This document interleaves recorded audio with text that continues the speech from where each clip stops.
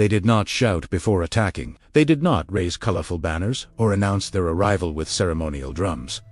When they were finally seen, it was already too late. The ground trembled, the air grew heavier, and an unnatural silence spread among the men who, moments later, would no longer exist. For millennia, across vast regions of ancient Asia, war was not merely an event. It was a permanent state of civilization, a ruthless laboratory where some of the deadliest warriors the world has ever known were forged. This is not the glorified history of victorious empires, nor a simplified account of famous battles. This is the untold war. A war fought in the shadows of memory, where discipline, terror, philosophy, and environmental adaptation shaped human weapons of destruction. Warriors who fought not only to win, but to redefine the very meaning of combat, long before Europe dreamed of chivalry, codes of honor, or professional armies. Asia was already experimenting with advanced forms of total war. Here, killing was not improvisation.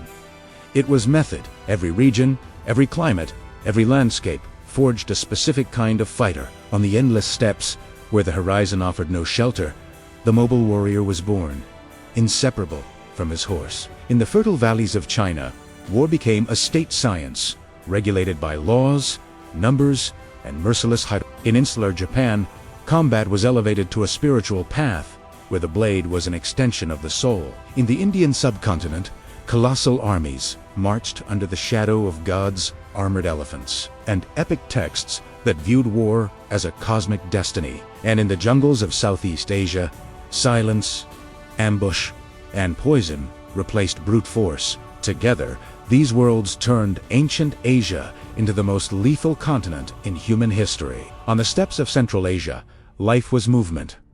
To remain still was to die. There, nomadic peoples learned early that survival depended on speed, endurance, and the ability to strike without being caught. The horse was not a weapon of war. It was part of the warrior's body. Children learned to ride before they could walk steadily. Composite bows made of wood, horn, and sinew allowed lethal shots at long distances. These men did not fight in orderly lines. They encircled, confused, vanished, and returned. Centuries before the rise of great empires, Scythians and Turkic peoples had already perfected psychological warfare. But it was under the leadership of Genghis Khan that this tradition reached its most devastating form. The Mongol army was not only numerous, it was mathematically efficient. Units were organized into decimal systems, commanders were promoted by merit rather than lineage, and disobedience was punished with immediate death. The famous feigned retreat, in which horsemen pretended to flee in panic to lure the enemy into a disordered pursuit, became a signature tactic. By the time the enemy realized the mistake, they were surrounded, exhausted, and doomed. Cities that resisted were annihilated to the last inhabitant. Those that surrendered were spared. Terror traveled faster than any messenger. War here was a cold equation in which fear was as valuable as steel. To the east, ancient China faced a different kind of conflict. This was not the warfare of mobile tribes, but of organized states competing for land, resources, and legitimacy. For centuries of near-constant war, especially during the Warring States period, China transformed violence into an administrative system. War ceased to be the exclusive domain of aristocrats and became the responsibility of the state. Millions of peasants were recruited, trained, and arranged into rigid formations. Technological innovation followed this scale. Standardized crossbows, mass-produced iron weapons, and logistical systems capable of sustaining long campaigns reshaped warfare. At the core of this mindset was the idea that the soldier was a replaceable component within a larger machine. The ultimate symbol of this worldview still lies in silence beneath the earth. The Terracotta Army, created to accompany Qin Shi Huang, the first emperor of China, into the afterlife. Each statue is unique, not as artistic vanity, but as political and spiritual belief. The emperor believed his military power had to remain intact even after death. Above all, these armies hovered the influence of Sun Tzu, whose teachings did not focus merely on winning battles, but on avoiding unnecessary wars, manipulating the enemy, and turning information into a weapon. In China, the commander's mind was as decisive as the number of soldiers on the field. In Japan, war took a more intimate and ritualized path. Isolated by the sea, the archipelago developed a military culture deeply tied to personal honor. The samurai was not merely a fighter, he was a social ideal. From an early age, he was trained not only in martial arts, but in poetry, calligraphy, and philosophy. Death was not feared, but accepted as a natural consequence of the warrior's path. The code of Bushido taught absolute loyalty to one's lord and held shame as worse than death itself. Unlike the mass warfare of China or the mobility of the Mongols, Japan valued direct confrontation. The duel, the decisive moment between two individuals, the katana, forged through complex and almost ritualistic techniques, symbolized this intimate bond between warrior and weapon. Centuries of internal conflict, especially during the feudal era, forged a military class capable of enduring hunger, pain, and fear without hesitation. The samurai did not need to terrorize entire cities.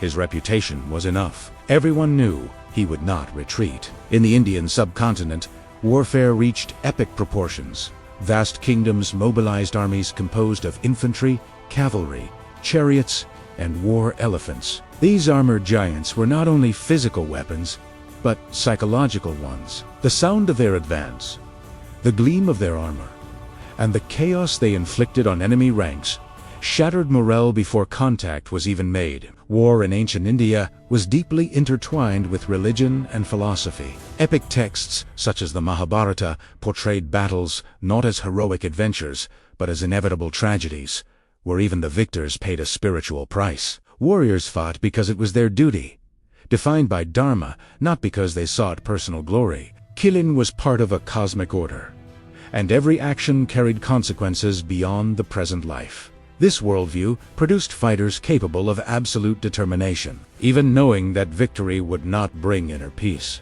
Further southeast, in lands dominated by dense forests, swamps, and unpredictable rivers, warfare adapted to the environment. Large formations were useless here. Visibility was limited. Terrain, treacherous, and climate unforgiving. Warriors of Southeast Asia became masters of ambush, rapid assault, and silent withdrawal. Short weapons, spears, machetes, and poisons drawn from nature replaced long swords and heavy armor. Battles were rarely decided in open fields. They occurred at night, on narrow paths. In sleeping villages, the enemy often never saw who attacked them. They only felt it. These warriors did not seek to dominate vast territories, but to control routes, resources, and populations through constant fear. What unites all these worlds is not only violence, but sophistication. Ancient Asia did not produce merely strong warriors. It produced strategists, systems, doctrines, and mindsets that still echo today. The extreme mobility of the steppes influenced modern cavalry. Chinese organization anticipated concepts of total war and industrial logistics. Samurai ethics shaped ideas of discipline and military loyalty. Indian philosophy introduced the notion of war as moral responsibility, and Southeast Asian tactics demonstrated that the environment itself can be the most powerful weapon of all. These warriors rarely appear together in the same books. Their stories are fragmented, diluted, often romanticized or forgotten. But when viewed as a whole, they reveal something unsettling. In ancient Asia, war was not an exception.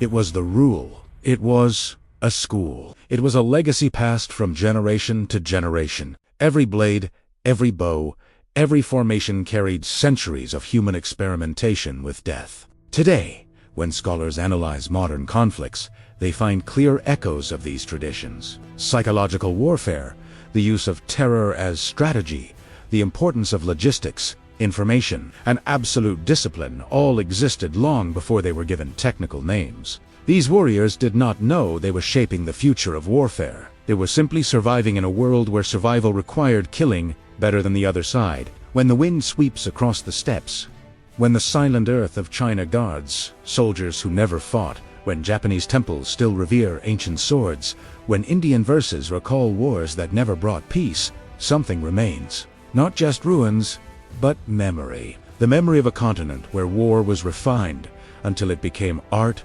science, and destiny. And this is only the first layer of that story. In the next chapter, we will cross invisible boundaries to reveal how these Asian traditions spread outward, influenced other continents, and helped define how the world still wages war in the 21st century.